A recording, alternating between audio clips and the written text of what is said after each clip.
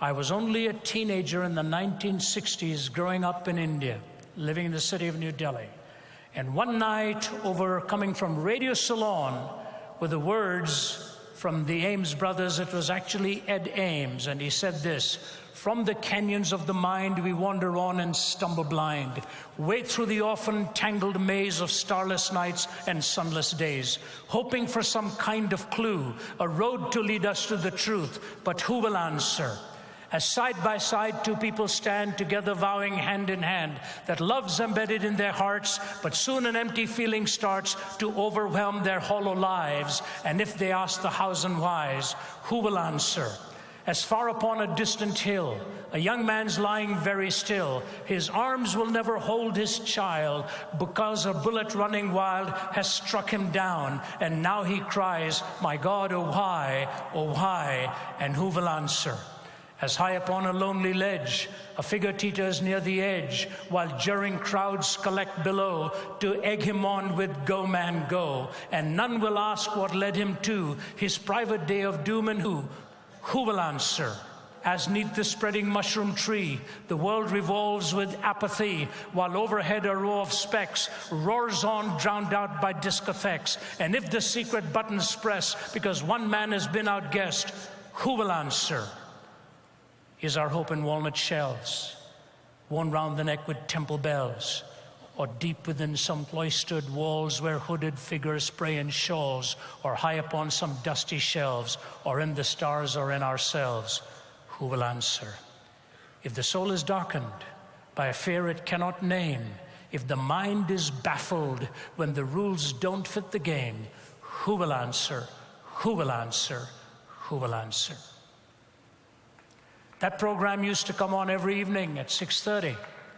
And I would listen to that same song again and again being played, and I'd take my pen and write down the words. There were two things that amazed me about it. It was an American singing that song.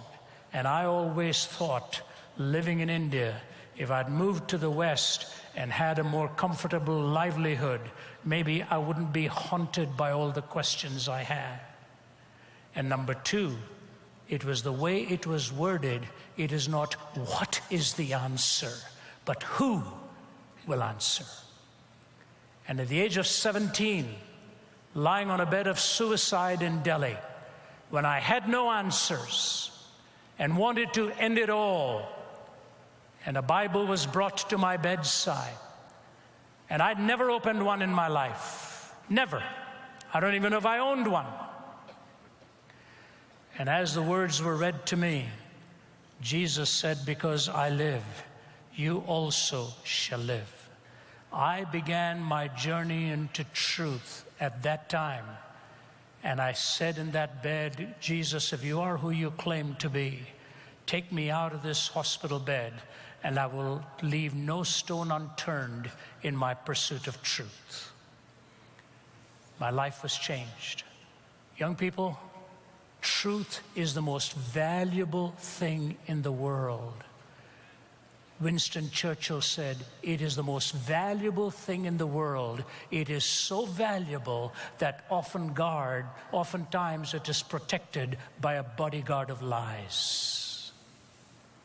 Truth is the most valuable thing in the world. So valuable that often it is protected by a bodyguard of lies. And so my one challenge to you today is, does the truth matter to you? Does the truth matter?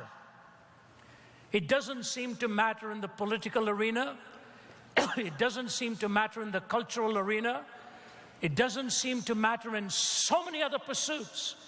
If it's the most valuable thing in the world, then we need to put one more link to it. It's what Natan Sharansky, the former Justice Minister of Israel, who was incarcerated under the Soviet regime in isolation for a long period of time, when he was finally released and went back to his homeland, asked if he could return to the prison where he'd been held for that long.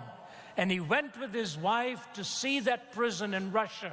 And as he was about to enter, he put his arm out and told his wife, please let me do this alone, because this is where my life was changed, pondering what the truth is. He went in there alone and wept over all the hours and days that he'd spent in there. When he came out, he asked for a bouquet of flowers that he could lay at the grave of Andrei Sakharov, the physicist who gave the former Soviets the atomic bomb. And as he laid the flowers on the grave of Sakharov, a battery of microphones was waiting in front of him, and he was asked why. He said this. He said, "Mr. Sakharov, who gave you the atomic bomb, made this comment before he died. He said, I always thought that the most powerful weapon in the world was the bomb. He said, I've changed my mind. The most powerful weapon in the world is not the bomb. The most powerful weapon in the world is the truth." And so here you have it. It's the most valuable thing in the world. It's the most powerful weapon in the world. And when Jesus says, I'm the way, the truth, and the life, no one comes unto the Father except through me. And when you look at the story of Jesus' encounter with Pilate in John 18, Pilate asks him the most important question he could have ever asked. He said, "What is truth?" and walked away. Imagine that. Imagine that. Standing in front of him who claimed to be the way, the truth, and the life. And Jesus had said to him, "They that are on the side of truth, listen to me." And so to you this afternoon, I want to present a message within the time that I have allocated here. And the message is, why do I believe Jesus Christ to be the way, the truth, and the life? I have written a lot on this subject. I've written a book on this called Jesus Among Other Gods. I've written one called Why Jesus. None of that material am I bringing to you here today. I'm just taking some existentially relevant ideas that I hope will form the impetus within your life to carry this message everywhere you go. You see, truth is generally measured, tell us the philosophers, in three ways: logical consistency, empirical adequacy, and experiential relevance. Is what you are saying logically consistent?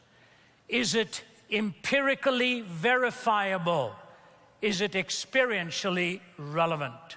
So there's consistency, verifiability, and relevance. May I just take the third of these on the relevance of the message of Jesus and talk to you a little bit about it.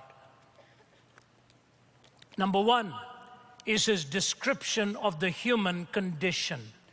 No one describes your heart and my heart more accurately than the person of Jesus Christ.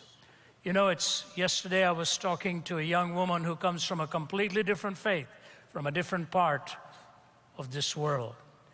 And as she was talking to me, she said to me, "I never believed in God because of my faith in the icon that I believed in before."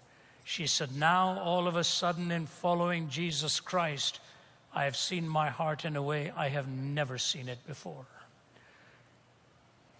It was in the 1980s, during the Cold War, that I had been invited to Warsaw, Poland. It was grim, it was cloudy, it was cold, the Soviet presence already there, very much so, in the early 80s. And I was taken to another city where I was speaking to the Polish gathering. And one day, a man by the medical doctor said to me, "Ravi, have you ever been to Auschwitz?" I said to him, "Yes, I've been to some concentration camps, Buchenwald and Dachau." He said, No. This is a death camp. Have you ever been to a death camp? I said, "I don't think so." He said, "Let me take you there." So we drove. Emotionally, I was totally unprepared for what I was going to see. Totally unprepared.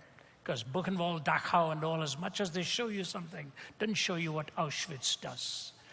And as I walked in there, from room to room, the only response is pin drop silence.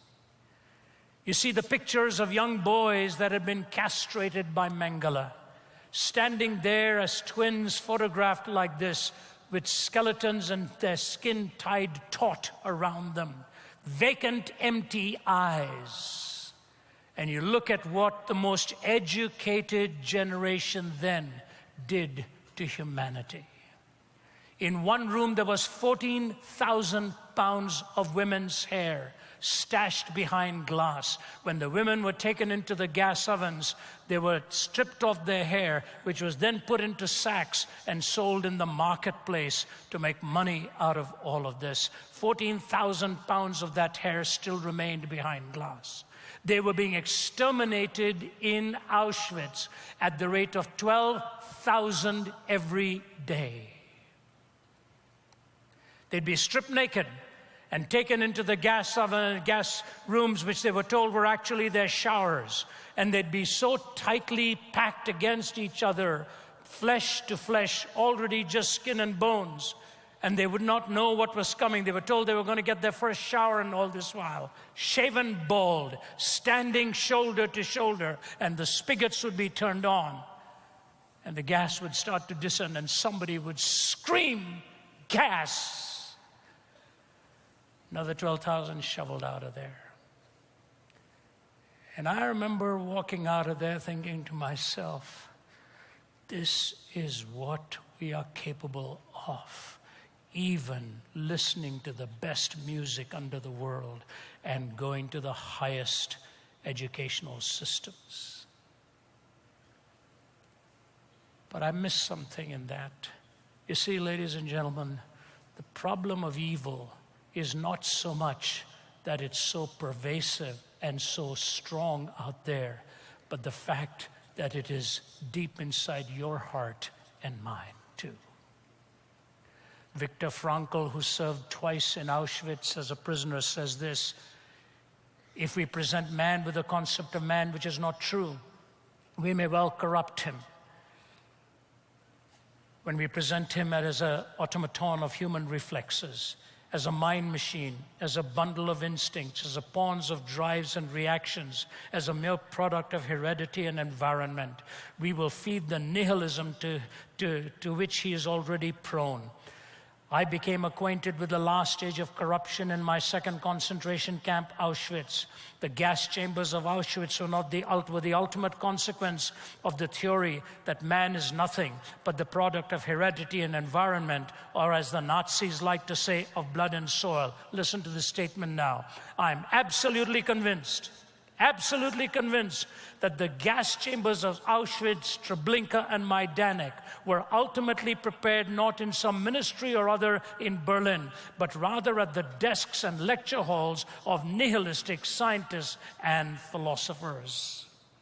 Not behind the Ministry of Defense in Berlin, but at the desks and the lecture halls of nihilistic scientists and philosophers. The theory of relativism today is being presented in the highest institutes of our learning, producing a whole generation of young men and women who no longer believe that there are absolutes. That's where it's happening. The early stages of corruption may be behind lecterns. The end stages is the devaluation, the dehumanization, the denigration, and ultimately the desensitization of your conscience and mind. One of my great heroes was a man called Malcolm Muggeridge. In the early days of my conversion, I started to read Muggeridge because he was a brilliant user of language in a way I had never read anybody else. Muggeridge himself was a latecomer to Jesus Christ, possibly the greatest British journalist of the 20th century, a toss-up between him and G.K. Chesterton, both of them who ended up becoming moralist philosophers. I had the privilege of being with Muggeridge just 9 months before he died at his home in England and spending one of the finest afternoons I'd ever spent in my life as he talked of his younger days and his own wanderings, and we talked about the incident I'm now going to mention to you. When he was a young professor of journalism in India, he loved the Indian people. He stepped out of his quarters one morning and went into the river to swim.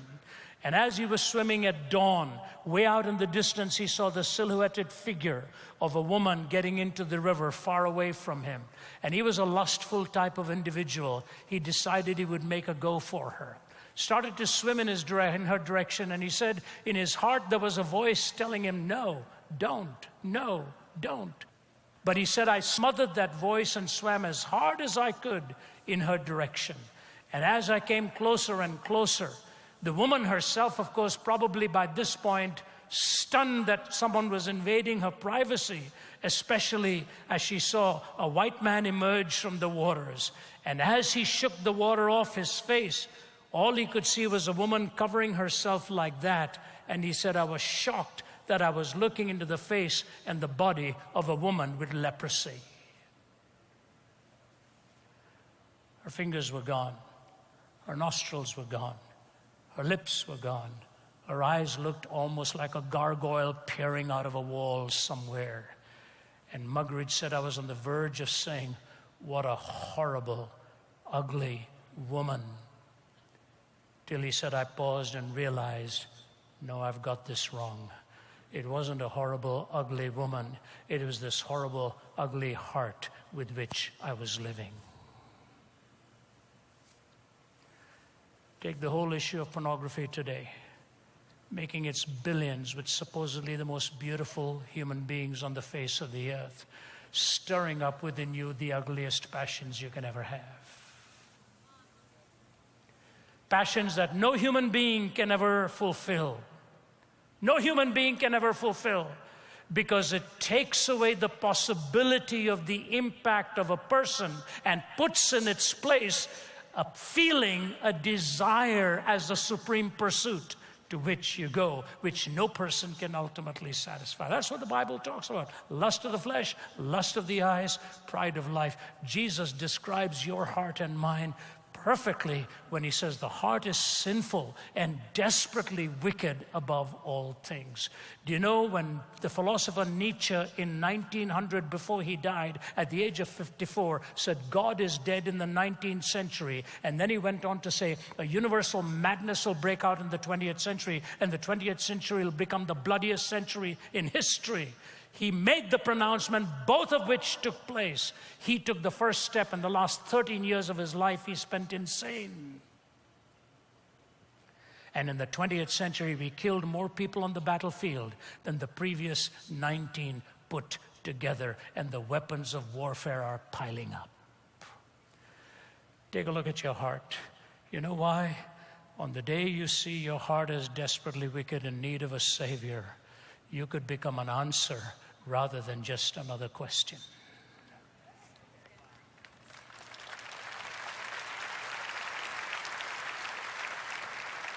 The description of my condition, the provision for my malady. This is the only answer in the world that offers you a Savior. The only answer in the world that offers you a Savior. Some years ago, I had the privilege of speaking at the United Nations prayer breakfast. They asked me to speak on the search for absolutes in a relativistic culture. Now, that's a tough subject for anywhere. And especially in the early hours of the morning, at just about before breakfast, to speak to people from so many countries and walk very cautiously, it was a toughie. You can't come in your face. You have to take about 16 minutes or so, 15 minutes to talk in terms of general understanding, and the last 2 to 3 minutes bring an answer from the Christian perspective. So I said this to them. I said, there are 4 areas in which you look for absolutes: evil, justice, love, and forgiveness. Evil, justice, love, and forgiveness. I said, you talk about evil empires when you get together here. What do you mean by that? You look for just society. What do you mean by justice? You leave your loved ones back home and you are here and you miss them. You know what love is all about, especially when you miss your loved ones so much. And then some of you are going to blow it, you'll make mistakes, and you'll want to be forgiven. Evil, justice, love, and forgiveness. They were listening at the edge of their seats. I said, I have just 2 or 3 minutes left. I want to ask you this question. Where in the world did these 4 converge at a moment in history? Where did evil, justice, love, and forgiveness converge at a moment in history? I said, can I take you to a hill called Calvary and show you the person of Jesus Christ, who shows you the evil in your heart and mine, who was just and the justifier, who loved us so greatly to give himself for us. And he said, Father, forgive them, for they don't know what they are doing. The person of Jesus Christ. You know what? When I finished that talk, as the ambassadors lined up, one of the ambassadors came to me and he said, Mr. Zacharias, I come from an atheistic country. I don't want to be here. My president commanded that I come here. And every day I wake up and I wonder, what am I doing here? Why am I here? He said, today I have found my answer. I came here to find God and to find Jesus Christ in my life.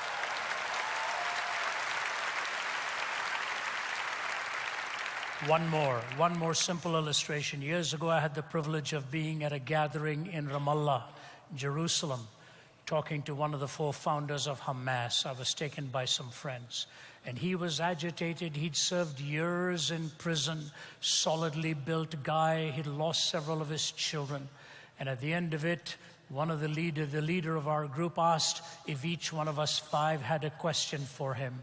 Because it was a private meeting, I won't tell you what my question was, and nor will I tell you his answer. But when he finished answering, I looked at him and I said, Sheikh, I don't like your answer. I really don't like your answer.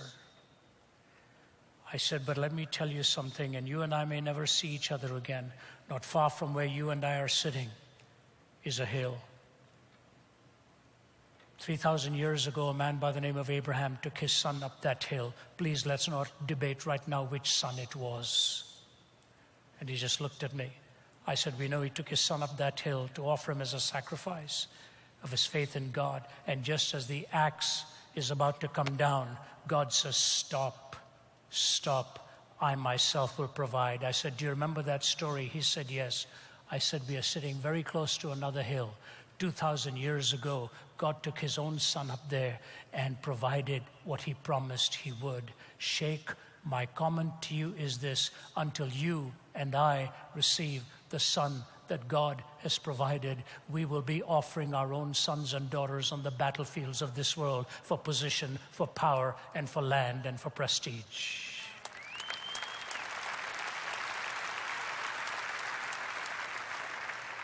He just looked at me, and the Archbishop who was leading the delegation figured it was time to go. So I was walking away, about to go down the stairs, and the Archbishop put his arm around me. He said, Ravi. I thought, oh, here it comes. He said, that was of God. I said, I sure hope so. And we walked out, and since the Archbishop was the guest of honor, the Sheikh was bidding goodbye to him, but suddenly I saw him running towards me, and he turned me around. Solidly built guy.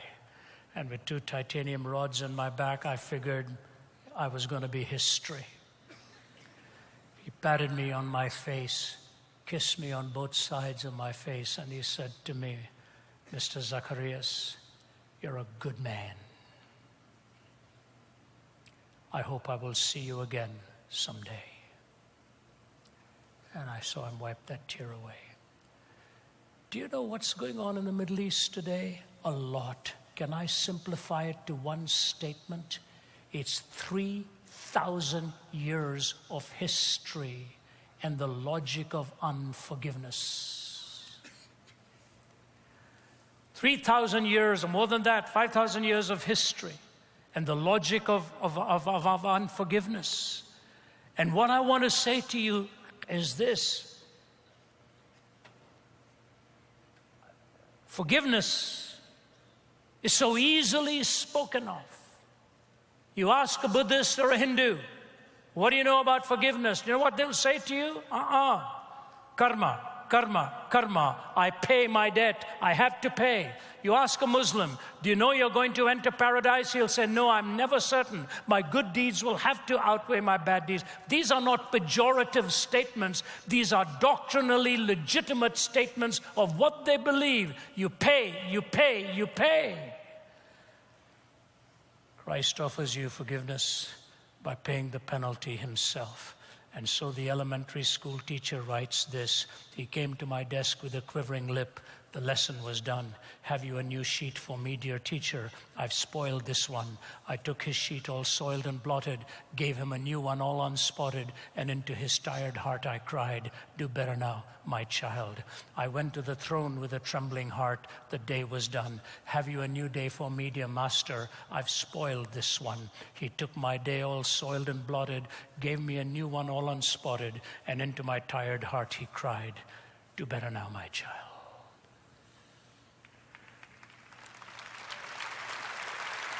God's forgiveness is his provision for you and for me. Thirdly, his equipment in suffering. His equipment in suffering.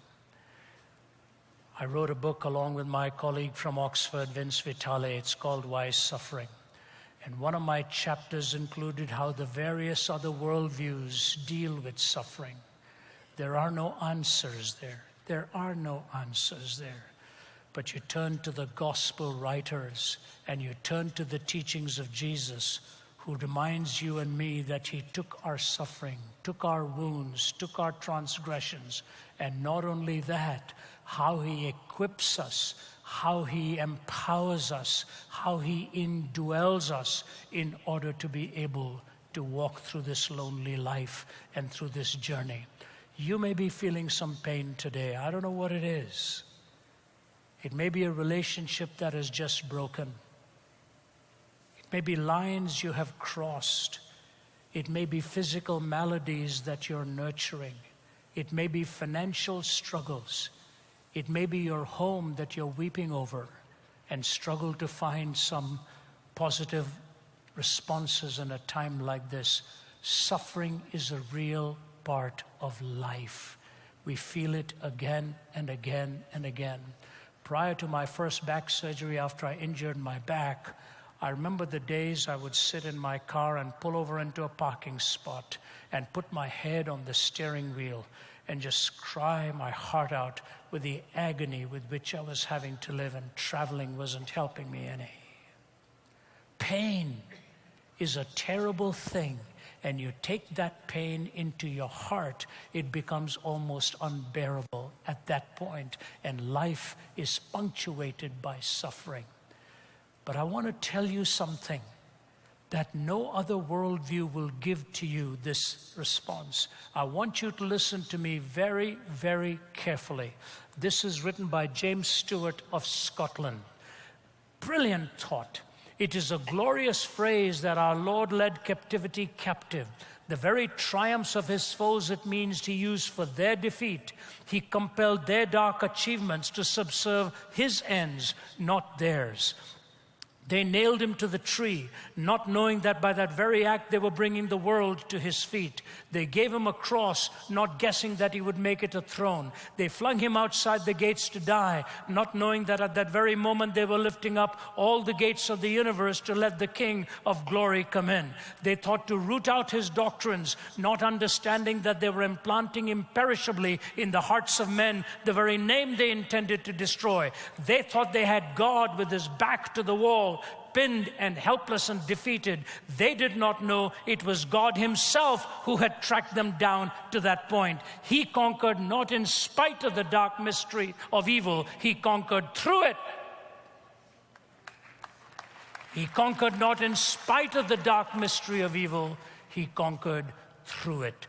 Through the process of suffering, you realize how finite you are and how desperately you need the very presence of God to carry you through. The hymn writer Annie Johnston Flint, who was orphaned early in life and then later on had rheumatoid arthritis, lost control over internal organs, became incontinent, blind, and cancer invaded her body. Her biography is called The Making of the Beautiful. Orphaned, incontinent, arthritic, cancerous, blind. She wrote many hymns. One of them was this: He giveth more grace when the burdens grow greater. He sendeth more strength when the labors increase. To added affliction he addeth his mercy. to multiplied trials has multiplied peace. When we have exhausted our store of endurance, when our strength has failed ere the day is half done, when we reach the end of our hoarded resources, our Father's full giving has only begun. His love has no limit, His grace has no measure, His power has no boundaries known unto men, for out of His infinite riches in Jesus He giveth and giveth and giveth again.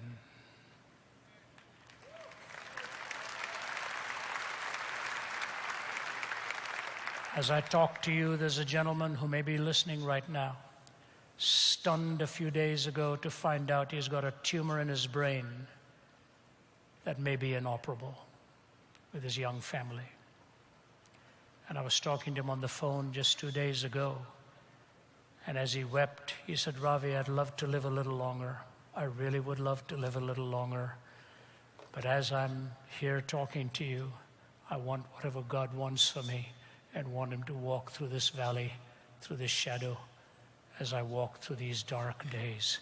I don't know what you're going through, but I want you to know Christ in you is that hope for glory. Christ in you that can turn the darkest disappointments into His appointment to conquer, not in spite of it, but to conquer through it. So here it is. He describes your condition, provides for your malady, provides equipment in suffering. Fourthly and quickly, how He bridges time. Please listen to me, because my final point is on the verge of starting and it'll be important. How He bridges time. The existentialist lives for the moment. The traditionalist lives for the past. The utopianist lives for the future. The existentialist for the present. The utopianist for the future. The traditionalist for the past. And as I look at what Jesus did for you and for me, He took bread, and when He broke it, go back for a moment. Existentialist for the moment, traditionalist for the past, utopianist for the future. He took bread and broke it, said, as often as you eat of this bread and drink of this cup, now you proclaim the Lord's death in the past until He come in the future. He gave meaning to all of time. You see, time is the canvas on which you present your portrait. Eternity is the keyhole that takes you into the gallery that gives you the whole story. You may just think it's your story right now. One day you will look through the keyhole of eternity and see His entire plan, just as the men on Emmaus Road had all of history opened up to them. And when were their eyes opened?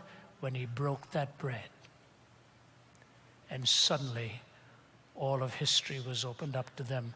Young people, don't forget the past. Don't just live for the moment. Make sure you engage the future. All of history is fused with His meaning, because history is ultimately His story. It's His story.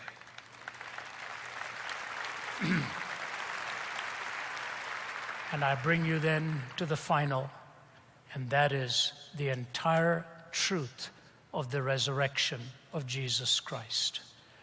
The resurrection of Jesus Christ. And I want to take you through 3 simple thoughts here. First, the people that it transformed. Number 2, what it means for you and me. And number 3, how it applies to history. So please give me your undivided attention now. I want you to follow me. This is critical that we understand that the resurrection is not merely a motif, how it defines all of history. So the first thing I want to say to you is precisely the transformation of just even 3 lives. Forget the others. Peter, the fluctuating, ever impulsive Peter. He said, you are the Christ, the Son of the living God. And Jesus said to him, flesh and blood has not revealed this to you, but my Father who is in heaven. But as soon as that was said, and Jesus told him about the cross and what lay ahead, Peter wanted to have nothing to do with that. Here he goes again, fluctuating. The transformation of Peter, so that he was willing ultimately to be crucified upside down. and take the leadership of the church and carry that message and tell you and me to always be prepared to give a reason for the hope that is within us. And remember what he said. He had been witness to some great scenes. He had seen the transfiguration of our Lord, the whitest white that the eye could ever see, the brightest light that the eye could ever see, so that he fell flat on his face when the transfiguration took place as he was blinded. And when he got up, he says, Lord, let's not go down there. He didn't want to go back to that darkness anymore. And Jesus said, no, we've got work to do. And Peter is the one who said, but now we have the word of the prophets made most certain. He gives us the written word to carry. He had seen the resurrected Christ, not merely the transfigured. Secondly, Thomas. Thomas who said, I'm not going to believe until I reach on the side and feel that side and feel those hands. Jesus presented himself to him. Thomas went to my homeland. My ancestors come from the state of Kerala, which is where Thomas set foot on Indian soil to present the gospel to the Indian people. After he felt the side and touched the hands, he looked at him on his knees and he said, Ho kuriosmu, ho theosmu, my Lord and my God. Saul of Tarsus, who was persecuting and killing the Christians, he gets a glimpse of this risen Christ and ended up writing 1/3 of the New Testament. All three of them had one thing in common. They all saw the risen Christ. All three of them had another thing in common. They paid with their lives. Just 3 lives. Think of all the thousands. Here's what I want to leave you with as the second thought. In 1971, when I was in my 20s, I was asked to come and speak in Vietnam. I lived in Canada at that time. And I was invited by the chaplains, the American chaplains, and ministered to the American forces and the Korean forces, the Australian. I was only in my mid-20s. I had one tiny sermon book that I put into my pocket, had a handful of sermons and preached them again and again and again. My interpreter was a 17-year-old young man. Thousands came to Christ, and it triggered the revival in Vietnam. Somebody handed me a poem before I left. Remember, I'm in my 20s, my interpreter is 17, and a Vietnam revival broke out by the preaching of 2 young men. Here's what that piece of paper said, written by a U.S. Marine. Lord God, I have never spoken to you, but now I want to say, how do you do?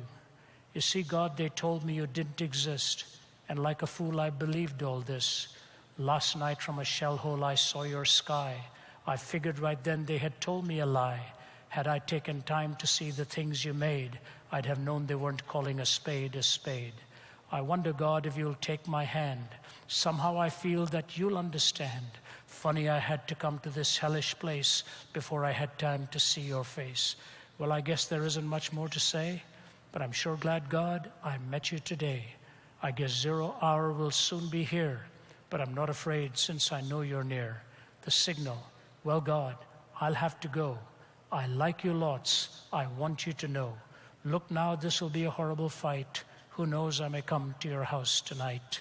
Though I wasn't friendly to you before, I wonder, God, if you'd wait at your door. Look, I'm crying. I'm shedding tears. I'll have to go now, God. Goodbye. Strange now since I met you.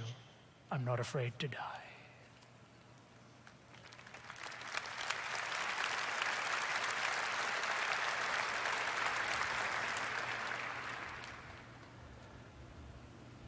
It's an amazing little statement, and I want to just read it for you, but I want to make sure I get it right. And after that statement, a quote.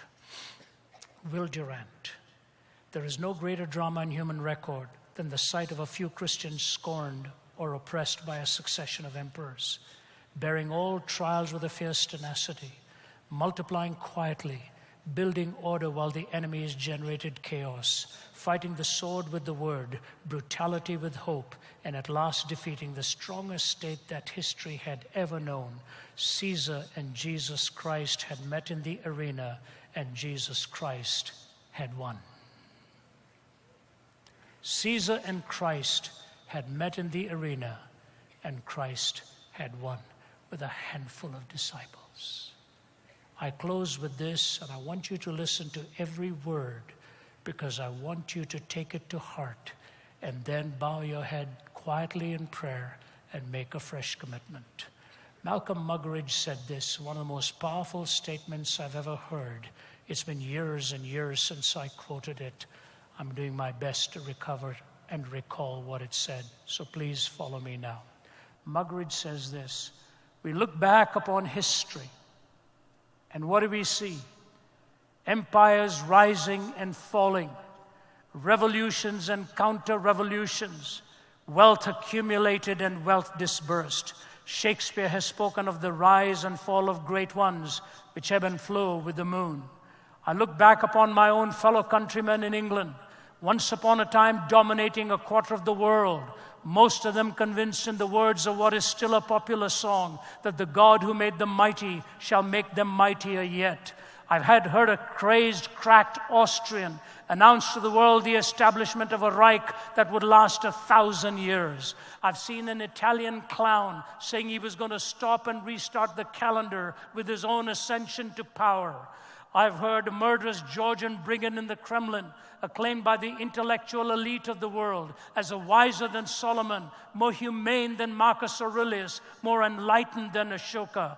I have seen America wealthier and, in terms of military weaponry, more powerful than the rest of the world put together, so that had the American people so desired, they could have outdone a Caesar or an Alexander in the range and scale of their conquest. All in one lifetime, all gone.